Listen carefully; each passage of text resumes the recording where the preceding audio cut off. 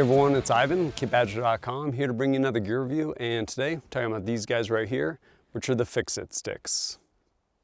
As I understand it, the guys that originally came up with Fix-It sticks created them for bikes. Something really small, compact, that will allow you to pretty much take care of any maintenance you do need to do on a bike. But to that end, they enjoyed shooting as well, so they branched over into the shooting side of it.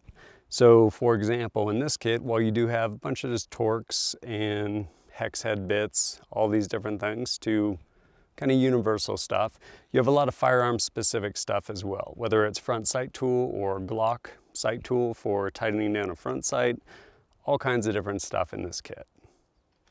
This case right here contains the works, pretty much all the goodness. On the outside of the case, you have a Velcro field, and this guy right here, this has saved me. You can peel it off. There's Velcro around the back of it, but at the end of the day, there's a magnet in here. So while you're working on small stuff, you can put the pieces here. They don't roll off, get lost. Really, really handy. On the other side of this, you have PALS webbing, in case you want to mount this on a piece of gear, inside a pack, something along those lines.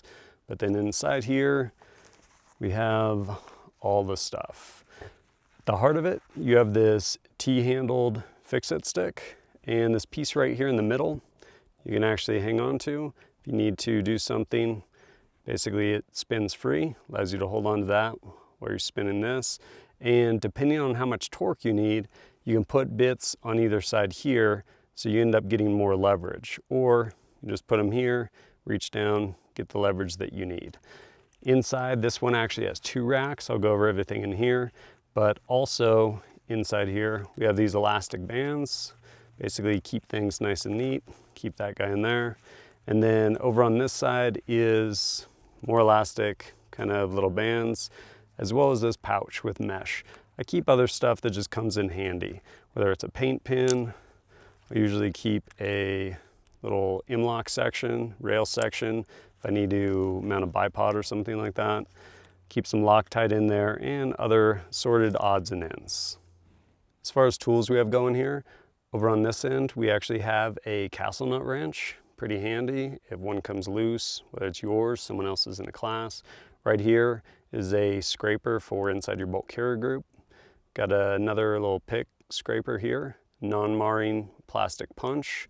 Right here, metal punch. Got this brush, cleaning brush. Right here is a 8/32 2-bit adapters, allow you to use threaded components to include these 2 brass cleaning rods.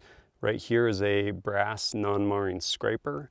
And then back here, we actually have a adjustment tool for your A2 front sights. And then of course we have all these bits featured along here, made out of 24 hard chrome 1/4 inch.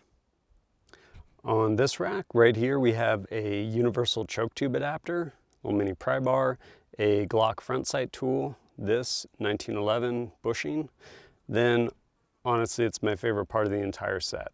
15, 25, 45, 65 inch-pound torque limiters. And then also back here, we have a 1/2 inch socket. And then of course, all these bits, which are again, all chromed. For me personally, as I mentioned, favorite part of this set, torque limiters. I know I can basically take this guy out right here, 45 inch-pounds, take out a T25 Torx bit, end up with my side chick chassis, torque stuff down, boom. Consistently to the same spec over and over. Why is that important? To illustrate the point, the other day I was on mountaintop doing some filming, and I was filming a how-to video on how to install a barreled Remington 700 Action into a side chick chassis by Q. Stripped everything down. All the screws came out of this thing. Fortunately, I didn't lose any. I ended up putting on that magnetic piece so they didn't drop into a crack and were gone forever, working on top of a rock. But I ended up going step by step, putting this thing back together. Torqued everything down using torque limiters, and then I ended up going over, shooting off a ridge line down at some steel plates I'd brought up. The smallest one, it was 4 inches. Granted, probably only about 120 yards, kind of relatively steep angle. And yeah, I just pulled this entire thing apart, like scope base off, action screws, all of these things. The scope itself and its mount, everything came off. First round, boom, hit the little plate. How did this happen? Honestly, a bunch of different factors. One, I just pulled it together as a shooter. Not a ninja, but I pulled it together. Again, not a crazy shot, but it is what it is. Working with good ammo, is already zeroed for that ammo. And yeah, like a pretty good barrel on that action. The level of machining involved in that side chick, like that standard of machining, really high quality, really tight tolerances. But at the end of the day, something that admittedly helped is everything was torqued back to what it was. Went through, everything was torqued. So rather than me taking something off, putting it on, and now introducing a variable, I eliminated all those variables. And at the end of the day, that's what shooting's about. Look at why people hand load. If you have a magic gun, magic shooter, magic rounds that put one hole in the same hole, round after round, punching one single hole in a piece of paper, doesn't really happen. But if you had that, then introduced one round with, I don't know, 1/10 of a grain more of powder, something like that. Well, now that one round went a little bit higher. You've now introduced a variable that wasn't there. And so it's all about isolating, limiting variables. This does a huge job in that. Whether you are putting something together for the first time or having to put it back together, whether you're torquing down rings on a scope base, all of those things eliminates variables. Is this set for everyone? The works? Probably not. It has all of the things in here. Honestly, a lot of this stuff I've never even used. Never used any of the cleaning stuff, largely because I don't really clean my weapons very often, ever. And then like 1911 bushing, haven't ever used that. There's a lot of stuff personally I haven't used in this set, but I've actually used the lion's share of it also, to include all the torque limiters. It is really nice to have, but while this might be overkill and extra weight, what's cool about Fix-It sticks is you can get stuff a la carte or just kind of pared down different versions of it. So figure out what you're shooting, what makes sense for you, i.e. what torque limiters you're actually using. Most people, it's usually 15 inch-pounds, 45 inch-pounds, maybe 65. Figure out what you need. They also have other ones beyond just these 4 that you can actually get a la carte too. Really cool though. Who do I think this would be useful for? Honestly, pretty much anyone. If you think about, as I just explained, putting this thing back together, again, maybe you need to do maintenance on your rifle, something like that, pull it apart, put it back together. What is the value of putting something together, having it be zeroed, going out and confirming and being like, cool, still zeroed, versus going out and chasing your zero, spending your time, match ammo, whatever you happen to be shooting. No, like that's valuable right there. Not to mention knowing that when you torque something to spec, it's to whatever the spec is.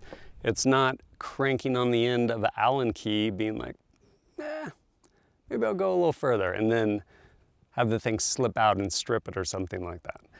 You ultimately know.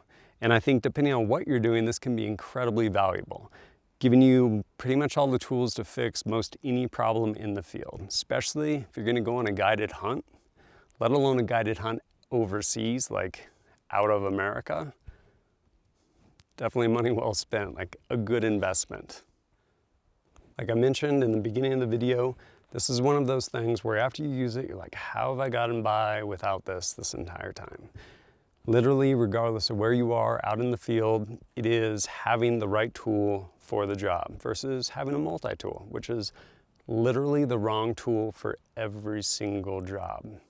Can get you by in a bind, may very well wreck whatever you're trying to work on. Wrong tool for every job. Right tool for the job. Really, really handy. And the fact that you can get them a la carte, pretty much pick up, build one of these out with what you need for your weapon system, your intended use. Damn handy. And pick them up different places, whether it's over at Brownells, Amazon, straight through Fix-It sticks, a lot of different places to pick them up. I'll have links down below. If you pick them up, let me know how they do for you. And if you guys appreciate my content and would like to support it, I would greatly appreciate that. Whether it's liking and sharing videos or going over to kitbadger.com, picking up K-Bats, stickers to include the new Gray Death Adder stickers, or any other ways, whether it's picking up shirts through Ballistic Ink as well. But as always, thanks for joining us at kitbadger.com. Look forward to seeing you next time.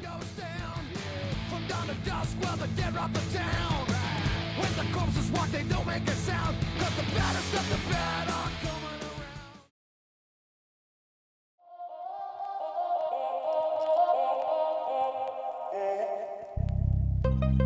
around.